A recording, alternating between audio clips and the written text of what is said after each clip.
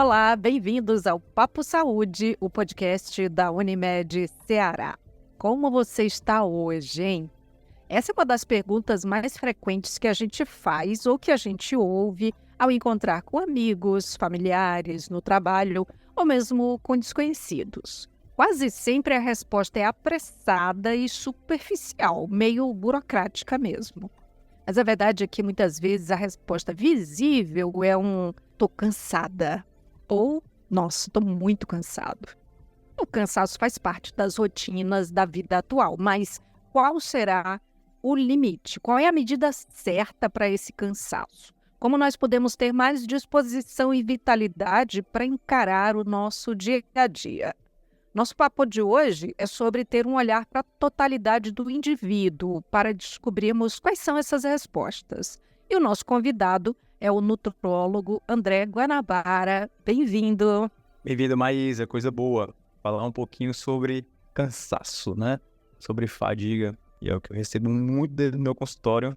E até mesmo eu já passei muito por isso. E os médicos também passam muito por isso. E é importante a gente esclarecer como prevenir esse cansaço, entre aspas.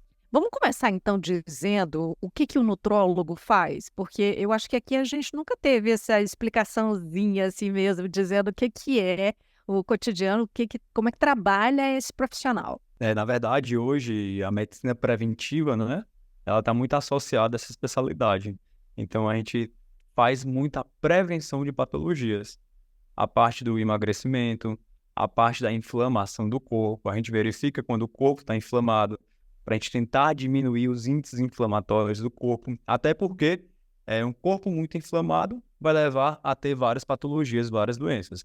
Então, quando você começa a diminuir os índices inflamatórios, você previne patologias. Não só isso, quando você faz o emagrecimento, o nutrólogo está relacionado ao emagrecimento? Não.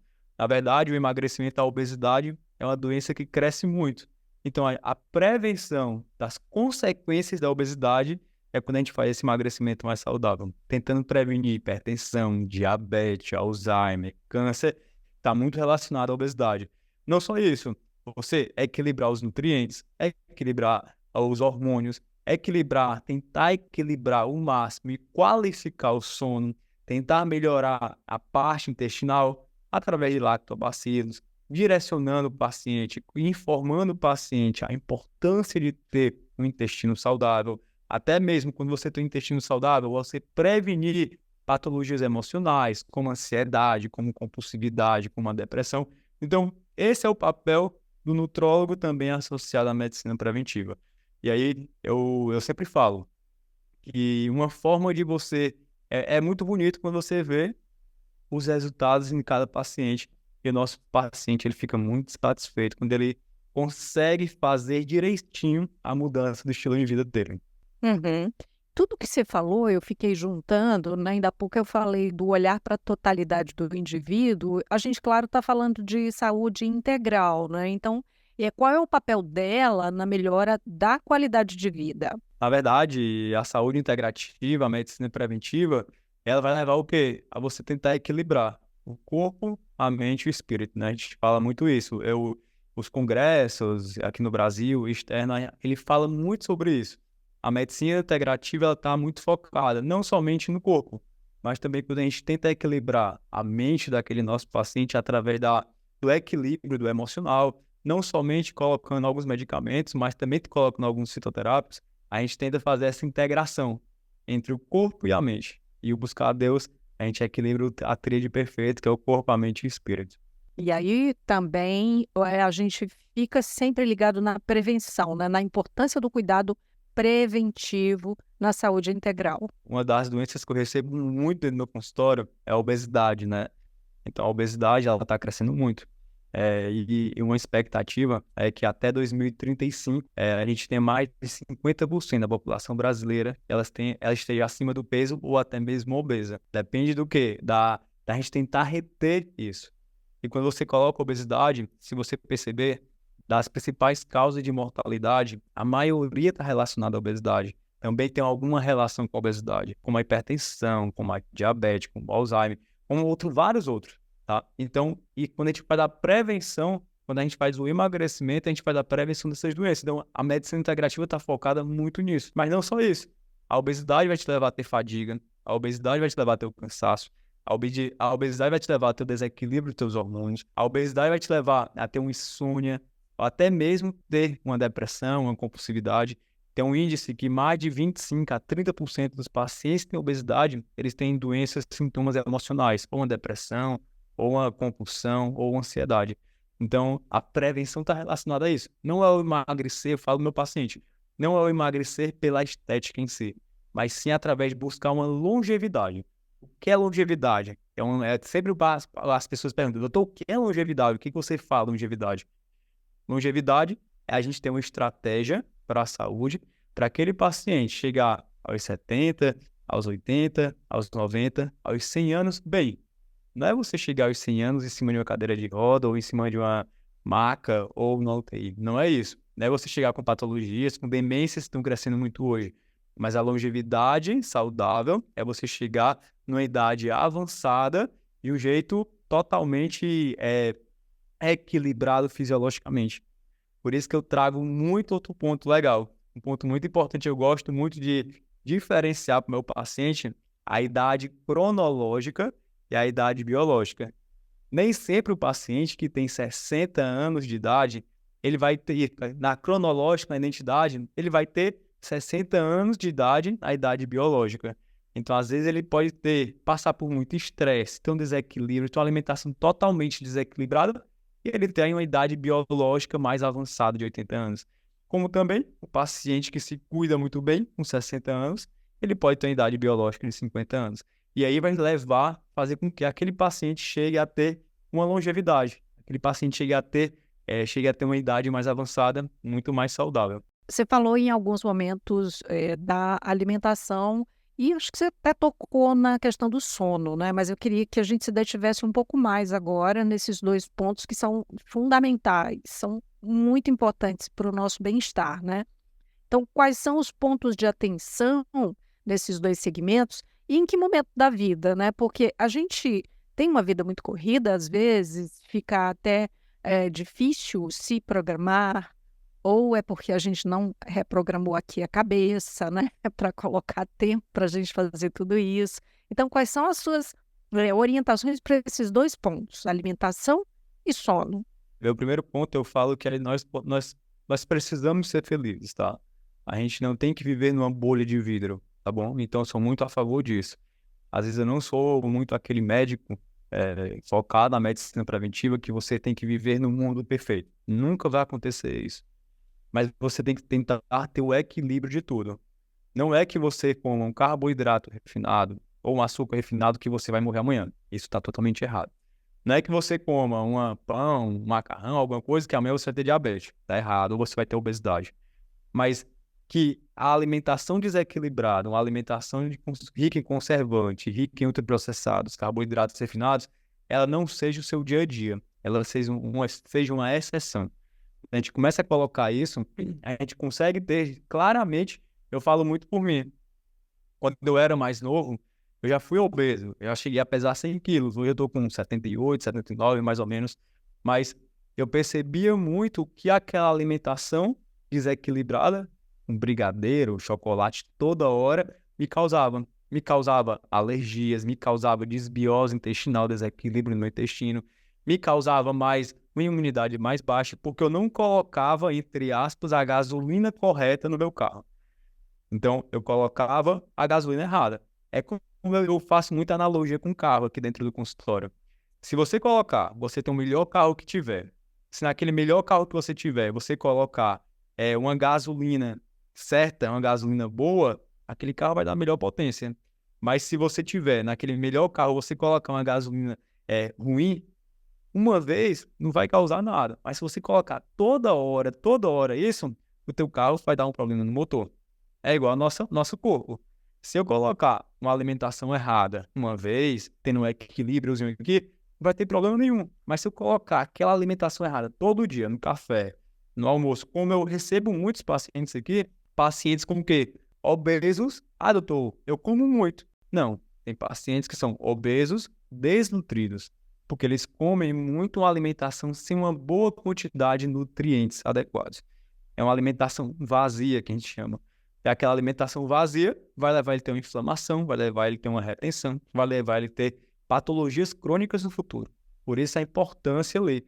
E você for ver, a importância, entre aspas, a gasolina do carro, ela também vai interferir em vários outros pilares do corpo humano, como o próprio sono. Se você não come bem, o seu intestino não vai... Eu sempre tento mostrar para o meu paciente.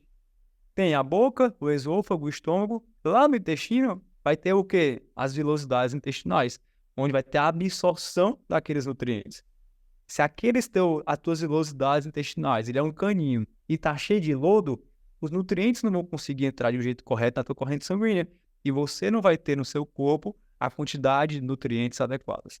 Então eu sempre falo, e aqueles nutrientes são importantes para uma produção das enzimas da tireoide, porque não é você colocar somente as enzimas da tireoide. Para eu formar a enzima da tireoide, meu corpo precisa de nutrientes como um zinco, um selênio. Então, a gente pensa que o corpo vai colocar a testosterona. Pá, não é. Para a produção da testosterona, eu preciso de nutrientes. Então, tudo isso está muito relacionado à nossa alimentação, ao nosso intestino e à própria produção do nosso sono. Hoje em dia, com esse mundo de suplementos, o mundo digital, o conteúdo, as pessoas gostam muito, quando falam em sono, elas falam assim, já tomo minha melatonina. Pessoal, mas aonde é produzida a nossa melatonina? A nossa melatonina, ela vem de triptofano, de serotonina, que vem do nosso intestino, que tem que ter um ciclo circadiano, tem que dormir no ambiente escuro, é o dia e a noite, é uma produçãozinha numa glândula pineal, e assim a gente vai. Não é você, eu vou fechar o olho aqui e vou produzir melatonina, senão eu vou pegar a maior dosagem que tiver e vou tomar, que agora eu vou ter o sono bom. Não é isso. Por isso que a gente tem que entender que o nosso corpo é a máquina perfeita. A gente não coloca o óleo direito, a gente não faz a manutenção direita, a gente não tenta equilibrar essa máquina perfeita e acaba desestruturando essa máquina perfeita. E essa máquina perfeita vai ter o quê? Vai ter doenças.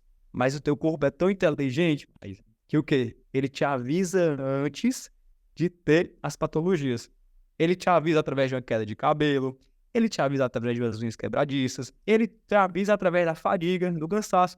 Teu corpo, a fadiga do teu corpo é teu corpo avisando que ele não está bem, que ele está faltando alguma coisa, que ele está faltando o hormônio da tireoide, que pode dar uma depressão. Nem sempre é necessário a gente colocar medicamentos antidepressivos, a gente tem que ver qual é a etiologia, qual é a causa. Eu não posso querer tampar o sol com a peneira, nunca vou conseguir. É igual que eu tenho a medicina preventiva, vai estar para isso. Tá, qual é a causa, às vezes, da minha imunidade estar mais baixa? Minha imunidade está mais baixa é porque eu não como. Como é que meu carro, uma Ferrari, ele vai dar melhor potência se eu não como? E eu digo que a gente produz um manual de instruções. O receituário, a equipe multidisciplinar, o nutricionista, o personal, tudo isso é um manual de instruções. Às vezes as pessoas têm um manual de instruções correto, mas ela não tem, ela não quer abrir para ela ter a longevidade. Todo mundo sabe qual é o segredo da longevidade. Todo mundo, eu, você, todo mundo sabe. Mas a gente às vezes, tipo assim, a vida tá no piloto tão automático que a gente nem percebe que o nosso corpo tá te avisando que tu não tá bem. E tu fala assim, não, mas isso é da idade. Não é da idade não, meu bom, pelo amor de Deus. E porque às vezes se manifesta com a idade ainda em pessoas muito jovens, né? Você citou algumas questões aí, como queda de cabelo, né? E eu vejo pessoas assim mais jovens com esse tipo de sinal, né? Então, para descobrir de verdade as causas, conseguir ter tudo funcionando corretamente e mais disposição para a rotina, tem que investigar o que causou tudo isso, né? E é interessante, é assim, mas ó, a sua avó falava que o azul é preto. Ela passou para você que o azul não é azul, o azul é preto. E assim a gente vai passando. É o que acontece hoje. Não, Maísa, você tá fadigado, você tem que... É normal da idade. Você tá com 30 anos, é normal. Mas não é normal. É o teu corpo te avisando que ele não tá bem. A gente precisa... Graças a Deus que a gente está entendendo muito isso. E os próprios pacientes estão percebendo isso. Que não tem problema nenhum ele comer o brigadeiro, comer a pizza, comer o sanduíche, Dormir um dia ruim, não tem problema nenhum. Ficar um dia sem fazer atividade, não tem problema nenhum isso. Eu não posso, eu tô sedentário há quanto tempo? Não, fazem 6 meses que eu só pago a academia e não vou pra academia. Isso não dá. Eu tô sem comer certo há quanto tempo? Eu tô sem comer certo fazem vários e vários meses, tá certo? Então são essas coisas que a gente precisa identificar no nosso corpo. Quando você começa a perceber que você tá no piloto automático, você calma aí. O que o doutor André tá falando é correto. Eu tô percebendo que eu tô percebendo que há 6 meses eu não tinha isso. Eu recebi um paciente hoje, foi até interessante, que ela tava com a síndrome de burnout, tá? A fadiga do corpo e da mente pelo excesso de trabalho. Mas a síndrome de burnout, ela não está relacionada só ao excesso de trabalho. Aliás, deixa eu fazer aí um parêntese que é assim, muitas vezes a gente tem dificuldade para distinguir o cansaço, que é normal, que obviamente que se você tem uma rotina de muitas horas ali, alguns trabalhos mais estressantes, você vai ficar cansado, né? Mas qual é a diferença? Como é que se percebe que, olha, não está bem, isso aqui não está normal? O cansaço é normal. Você ter um cansaço é normal. Mas quando você tem uma fadiga do seu corpo e da sua mente pelo excesso de trabalho, a gente tem que começar a tentar identificar uma patologia que está crescendo muito. O burnout, ele tem uma tríade, que é a despersonalização, onde você começa a tratar as pessoas de um jeito totalmente irregular. É a baixa autoestima daquela pessoa, é o segundo passo da tríade do burnout. E quando você começa a não gostar mais do seu ambiente de trabalho, você começa a chegar no nível que você queria, você não consegue mais estar satisfeito, você não tem mais a satisfação no trabalho. Então, é tipo assim, eu almejei tanto, eu cheguei lá, mas não estou mais satisfeito. Eu era tão humano, hoje não estou mais humano. E tipo assim, eu era satisfeito comigo mesmo, eu não estou mais satisfeito. Então, o burnout tem muito disso. São sintomas, hoje o burnout ele não está relacionado somente à psicologia. Eu fui para uma palestra do Thierry em São Paulo, que é um médico alemão, e ele falava muito que o burnout ele não está muito relacionado somente à psicologia. O burnout também está relacionado à fisiologia. O burnout está relacionado à endocrinologia, os hormônios do nosso corpo. E o que é que eu vejo no meu dia a dia? Há 2 anos atrás, eu finalizei meu mestrado. Meu mestrado era sobre estresse e burnout. Então, minha tese de mestrado foi essa. E quando eu finalizei meu burnout, eu comecei a receber muitos pacientes indo com consultório com síndrome de burnout. E o que é que eu via? A maioria desses meus pacientes que tinham síndrome de burnout, eles gostavam muito de trabalhar, mas eles não tinham estilo de vida saudável. Eles tomavam indutores do sono para dormir, eles não tinham alimentação saudável, eles não praticavam atividade física, eles não tinham uma rotina, eles não tinham descanso. Então, tudo isso leva o paciente a ter burnout. Burnout não está relacionado, é só porque eu trabalho muito eu vou ter burnout. Não. Se você trabalha muito, mas se você dorme bem de verdade, você pratica atividade física, você tem uma boa alimentação, você tem uma boa suplementação para o que teu corpo está necessitando, eu duvido do ter burnout. Porque eu vejo isso na prática. Às vezes a teoria fala como a gente vê isso na prática. E é muito legal quando você começa a ver. Você precisa de um espaço tá, com a sua família? Você precisa. É o equilíbrio da vida.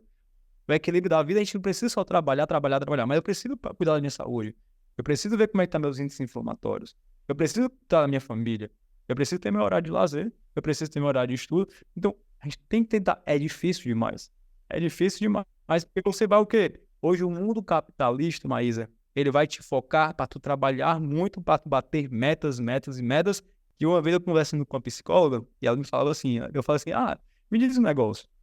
Quando você está com esses pacientes que têm burnout, o que é que você percebe que é a principal etiologia, a principal causa dentro da psicologia? Doutor, o que eu percebo, sabe o que é? É que eles estão correndo atrás de algo que nem eles mesmos sabem o que é. Ele corre atrás de uma meta hoje, mas amanhã a meta aumenta e depois a meta aumenta. E eles não sabem. Qual o propósito de vida deles, eles não sabem. E aí tem hora que, o corpo não é máquina. E é legal, aí você começa a tentar mostrar esse paciente. Você pode trabalhar. Eu falo, adoro trabalhar. Eu sou apaixonado. Quem me conhece, eu sou um apaixonado por trabalhar. Mas todos os dias eu tento praticar atividade física. Eu tento dormir muito bem. Eu tento uma alimentação muito boa durante a semana. no final de semana eu erro de vez em quando, não tem problema nenhum. Isso é o ser humano, isso é a vida também. É, você falando aí, né? E eu lembrei, tem um livro que foi lançado falando sobre 5 frases que as pessoas mais dizem quando estão fazendo ali aquele tratamento final, né? Paliativo e tal, que elas sabem que vão morrer e elas dizem que se arrependem de ter trabalhado demais. É uma das coisas que tá lá, né? Mas isso assim, né? Eles correr, correr, correr sem saber para onde está correndo, por quê, né? Enfim. Agora, como é que é o processo de recuperação de quem passa por um burnout? Normalmente, como é esse processo? Obviamente que tem as diferenças, a individualização e tal, mas como é essa recuperação? Na verdade, a gente tem que identificar muito bem o paciente que tem burnout, né? Quando o paciente chega aqui, a gente começa a ver aonde veio, qual foi o início. A maioria deles falam, sabe o quê? Doutor, depois que eu assumi o novo cargo, eu tentei... A maioria dos pacientes que tem burnout, eles são pacientes perfeccionistas. Tá? Eu sou um mero perfeccionista também. Mas eu tento equilibrar o negócio ali por trás. Então, a gente tem que tentar identificar. E na hora que o paciente já está com a doença em si, a gente tem que tratar a doença. Então, se o paciente está com depressão, a depressão grave, você tem que colocar um medicamento. É essencial para você tratar o medicamento. Se o paciente está sem sono, você tem que tentar equilibrar ali, tentar fazer com que aquele paciente... Você precisa tratar a emergência daquele paciente e, ao mesmo tempo, tentando desmamar esse medicamento para ele voltar a ter uma etiologia, um estilo de vida saudável. Não vou colocar aqui um antidepressivo, indutor do sono, tá, beleza. Mas eu tenho que tentar falar para ele que a causa daquilo era o estilo de vida desequilibrado. O paciente tem que fazer uma terapia, não tem como. O paciente com burnout, ele tem que fazer a terapia, tem que identificar qual era aquele problema dele, qual é aquela crença dele, qual é aquela ausência que ele estava percebendo, por isso que ele foi atrás de trabalhar. Então, o paciente que tem burnout, ele tem que ter por trás uma equipe multidisciplinar para ser acompanhado. Desde o psicólogo, do médico preventivo, do nutricionista, do educador físico. Então, até mesmo às vezes, é necessário você colocar alguns medicamentos antidepressivos também, se o paciente necessitar. Então, tem que ser todo um acompanhamento por trás, tem que identificar. Tem alguns pacientes que têm um desequilíbrio de algumas glândulas. Hoje nós temos alguns hormônios, como a própria ocitocina, que é o hormônio falam que é o hormônio do comportamento, do engajamento entre pessoas, do network, né? E às vezes, alguns estudos relatam muito que o paciente com burnout, ele necessita de um pouco desse hormônio de ocitocina. Mas não só isso, a prática de atividade física é fundamental. Tem alguns artigos científicos que falam que depressão leve e moderada, ela é muito melhor ser tratada com atividade física do que medicamento, diferente da depressão grave. A depressão grave tem que entrar um medicamento, aquele paciente está numa patologia mais grave, então é necessidade de entrar com medicamento.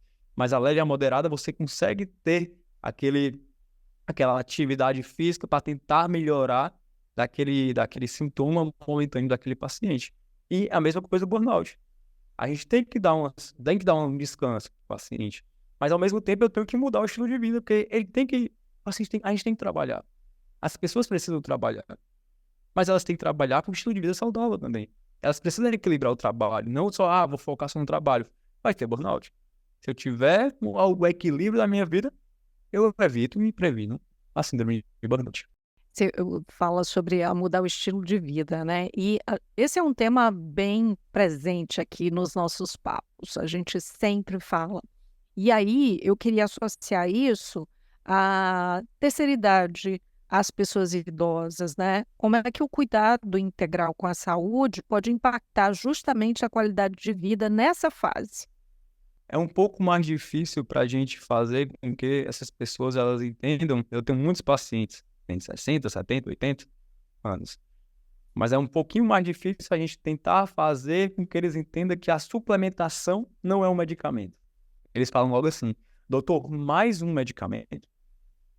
Eu falo assim, não, calma, não é medicamento. É uma suplementação, é o que o teu corpo está faltando. Não, mas antigamente eu não tinha esse negócio, porque eu comia e a comida me saciava. Eu falo assim, mas deixa eu te falar. Há 30, 40 anos atrás, o solo que vinha a batata doce, a laranja e os alimentos, eles eram um solo muito mais rico do que hoje em dia. Hoje o solo, devido a vários produtos que nós utilizamos, ele é um solo mais pobre do que antigamente. Então a gente não tem aquela quantidade de vitaminas presentes nos alimentos. Por isso que não tem a necessidade de suplementação. O nosso intestino não absorve como antigamente. Então a gente vai tentando explicar um pouquinho mais. Mas é você tentando colocar. Eu sempre faço muito isso dentro do meu consultório com o paciente. Vamos tentar começar a colocar isso aqui? Vamos tentar tirar isso aqui? Vamos tentar fazer a caminhada? Eu não vou colocar, direcionar o meu paciente que ele é o idoso, a melhor idade, para ele fazer um Ironman. Não, de jeito de maneira. Eu quero que ele pelo menos comece a fazer uma caminhada, comece a comer direitinho, comece a emagrecer. Eu tive esses dias uma paciente que ela tinha uns 80 anos e ela estava com obesidade. Então ela já ficava muito em cima da cama. Por quê? Porque ela não conseguia andar. Eu falei assim, não, vamos começar. A gente começou a colocar um medicamento anti-obesidade para a gente tentar melhorar aquela paciente. E a paciente teve um emagrecimento muito bom. E ela, doutor, tô caminhando todo dia, nem que seja na pracinha de casa, tô dormindo melhor, tô tomando a suplementação, tô comendo. Às vezes eles erram, mas é normal, vai ter o erro. Não tem como ser aquela pessoa perfeita. Vai ter o erro, é normal isso. Mas se ela tiver, na média, 70% do meu direcionamento, eu tô super feliz. Muito bom. E que orientações, então, você deixa para quem está procurando ser mais saudável? Para onde olhar primeiro, para fechar aqui esse nosso papo? Eu digo que é o primeiro ponto, né?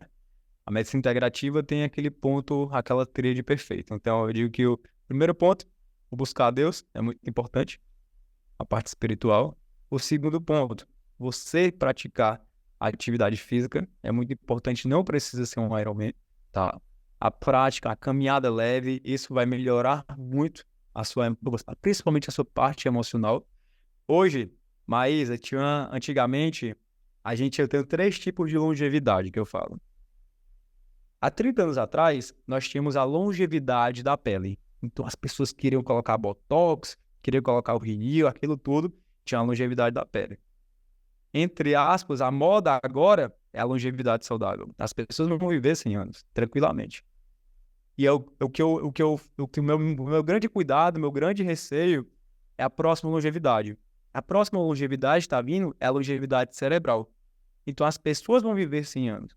Mas se as pessoas não perceberem que elas têm que cuidar da mente, elas vão chegar em 100 anos com demência. Então, eu digo que o quê? O buscar a Deus, a prática da atividade física, que melhora muito a tua parte mental, previne muito demência.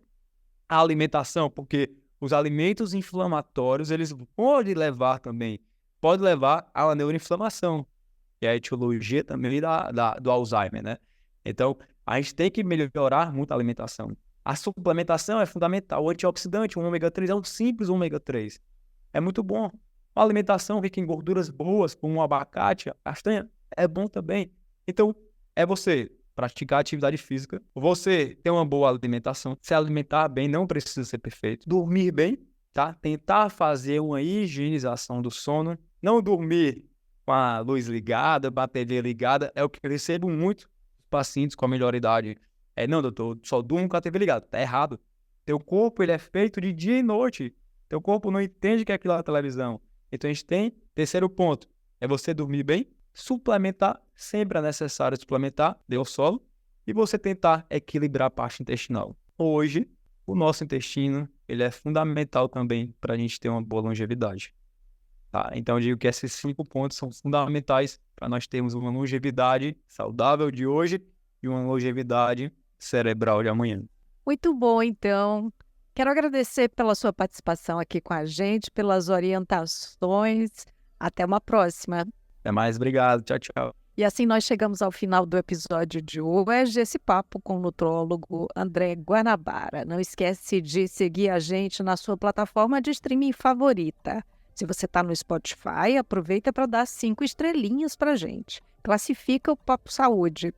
E você pode ainda dizer o que achou desse episódio, deixa a sua resposta, a sua pergunta ou a sua sugestão de tema para esses nossos encontros. Se inscreve no nosso canal no YouTube e assim você passa a receber notificação sempre que tiver episódio novo por aqui. Aqui tem informação, aqui tem saúde, aqui tem Unimed. E você pode entrar em contato com a Unimed Ceará pelos perfis oficiais no Instagram e Facebook, ou pelo site acessando www.unimedceara.com.br. Esse podcast é desenvolvido pela Leme Digital. Até a próxima. Saúde!